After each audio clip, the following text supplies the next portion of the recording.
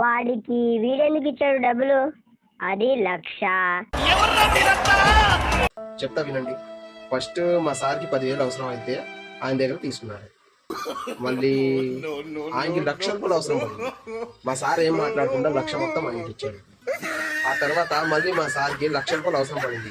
ఎలాగో ఆయన ఫ్రెండే కదా అని మళ్ళీ ఆయన దగ్గర అడిగితే తీరా ఆయన నీ 1,00,000 కాదు 90,000 నా 10,000 కట్ చేసి ఇస్తాను, తీసుకుంటే మానయ్య అని చెప్పాడు. ఆ తర్వాత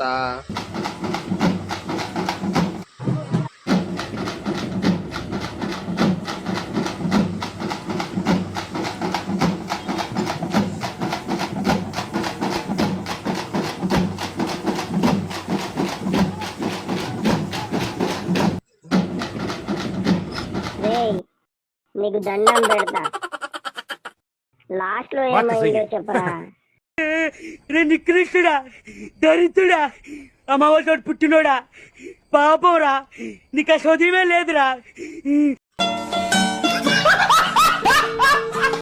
ఈ వీడియో ఫుల్ లింక్ కావాలంటే రైట్ సైడ్ లో ఉంది, క్లిక్ చేయండి. ఛానల్ని సబ్స్క్రైబ్ చేయండి.